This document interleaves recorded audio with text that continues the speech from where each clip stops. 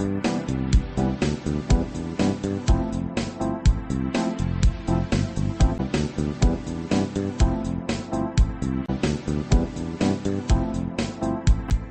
यज्ञ की इस अनोखी कक्षा में आपका स्वागत है।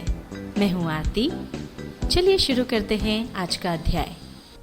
टैली ERP9 के इस अध्याय में हम सीखेंगे डे बुक में किसी निश्चित तारीख के ट्रांजैक्शन की संपूर्ण जानकारी प्राप्त करना और किसी एक सप्लायर या कस्टमर के साथ हुए ट्रांजैक्शन की संपूर्ण जानकारी प्राप्त करना।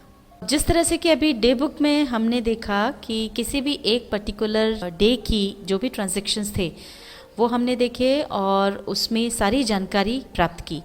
अब अगर आपको किसी एक पर्टिकुलर सप्लायर या कस्टमर की पूरी जानकारी प्राप्त करना है तो उसके लिए हम लेजर में जाकर के देखेंगे। तो पहले तो हम गेटवे ऑफ टैली से जाएंगे डिस्प्ले में और फिर यहाँ से जाएंगे अकाउंट बुक्स में। अकाउंट बुक से अब हम जाएंगे लेजर में। अब हमको जिस भी कस्टमर का लेजर देखना है, जैसे कस्टमर बी का लेजर देखना है, तो हम यहाँ पर गए। अब यहाँ पर देखिए कस्टमर बी की जो है वो डिटेल्स आ गई, पर यहाँ पर ये कंपनी का जो लास्ट ट्रांजैक्शन हुआ है वो 27 नवंबर को हुआ है और कस्टमर बी के साथ हमारा जो लास्ट ट्रांजैक्शन हुआ है वो 3 जुलाई को हुआ है। इसलिए 1 जुलाई से 27 नवंबर तक का पीरियड यहाँ पर आ रहा है। पर अगर हम चाहते हैं कि कस्टमर बी के साथ हमारे जितने भी ट्रांजैक्शंस हुए हैं वो सब हमको नज़र आए, तो उसके लिए हम ये F2 पर जाकर पीरियड चेंज कर लेंगे। ये हमने यहाँ से 1 अप्रैल चुन लिया।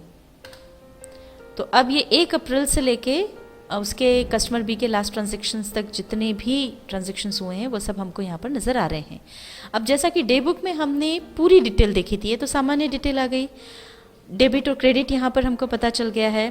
पर अगर हम पूरी डिटेल चाहते हैं तो उस पूरी डिटेल के लिए, जिसमें कि इन्वेंट्री वाइज डिटेल मिल जाए, बिल वाइज डिटेल मिल जाए, तो उसके लिए हमको कॉन्फ़िगरेशन पर जाना होगा F12 की प्रेस करके।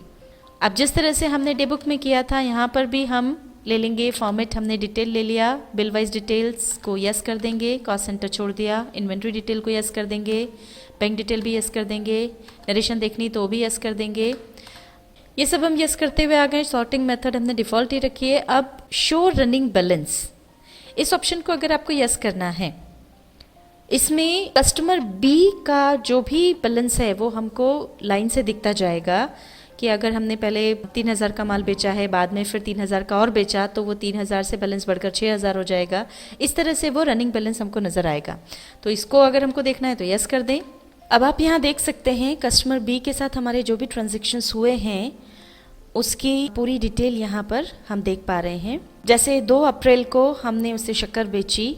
यहाँ पर न्यू रेफरेंस में जो हमने बिल बनाया था उसका बिल नंबर यहाँ पर आ गया और 3300 रुपये की शक्कर हमने बेची है। उसके बाद 5 मई को हमने 10,400 रुपये की शक्कर बेची। तो चूँकि इसमें हमने रनिंग बैलेंस ऑप्शन को यस किया है तो ये सब इसमें जुड़ता जाएगा। तो ये जुड़ करके 13,700 रुपये हो गया। 15 मई को हमने 6,000 का माल बेचा है तो ये 19,700 रुपये हो गया। इस तरह से टोटल 23,000 रुपये का हमने माल बेचा और 3 जुलाई को कस्टमर बी ने हमें 3,000 रुपये दिए। तो ये इसमें से कम हो गए, ये 20,000 हो गए और फिर उसने 15,000 रुपये हमको दिए। तो इस तरह से ये 5,000 रुपये उसके बचे।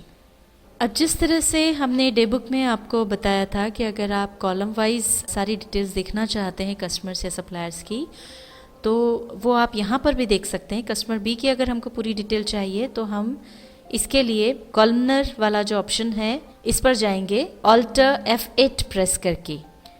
अब यहाँ पर हम सबको यस करते हुए एक्सेप्ट कर लेंगे। अब ये देखिए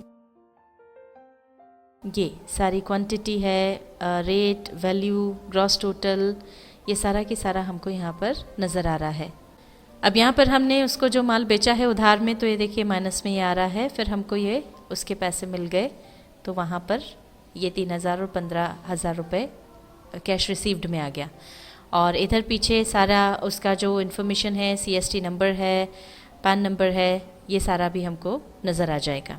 अब अगर हम चाहते हैं कि जो हमने आइटम बेचा है उसकी भी हमको डिटेल मिले, तो उसके लिए वापस हम F12 प्रेस करके कॉन्फ़िगरेशन में जाएंगे और यहाँ पर हम डिटेल चुन लेंगे और इनको यस कर देंगे।